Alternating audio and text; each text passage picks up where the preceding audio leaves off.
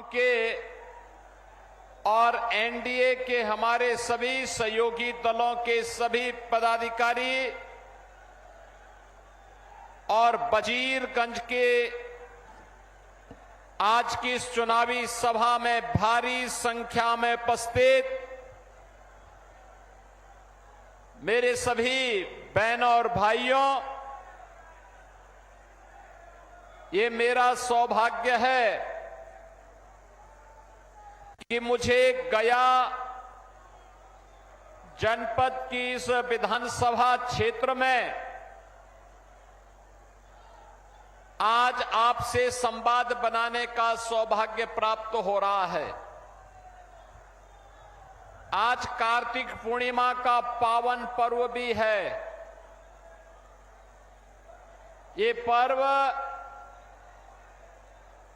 सृष्टि के पालक भगवान श्री विष्णु के लिए समर्पित है और गया के बारे में ये मान्यता है कि विष्णुपद मंदिर में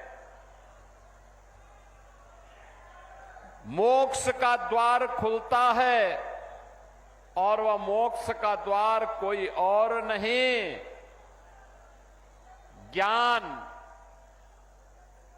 मुक्ति और अध्यात्म की यह पावन धरा ही है गया, जहां पर ज्ञान का भी, मुक्ति का भी और अध्यात्म का भी मार्ग खुलता है।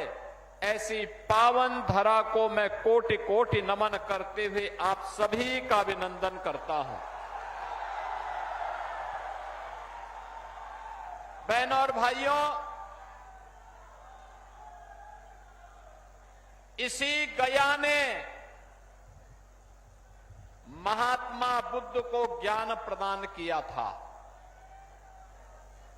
और यही धरती है जहां से आचार्य चाणक्य ने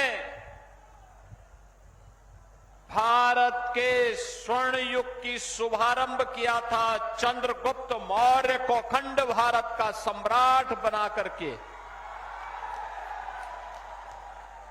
आज उसी धरा पर नमन करने का मुझे सौभाग्य प्राप्त हो रहा है। बहनों और भाइयों,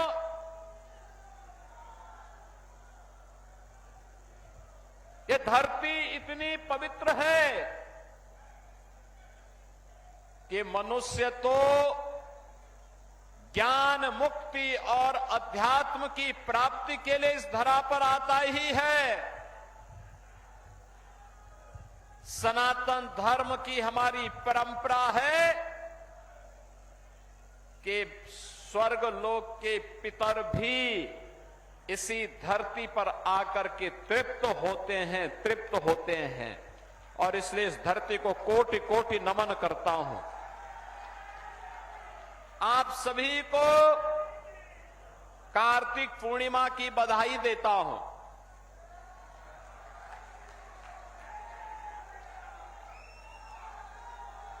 गुरु नानक देव जी का पावन प्रकाश पर्व भी है। सभी सिख बंधुओं को भी कोटि कोटि बधाई देता हूं।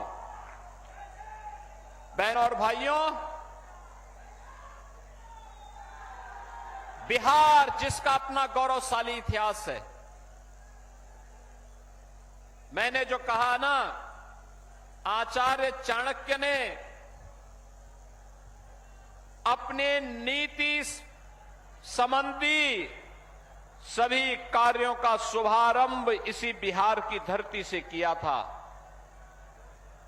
ये वही बिहार है जिसने भारत को, समृद्ध भारत और भारत को स्वर्ण युग की ओर लेकर के गया था।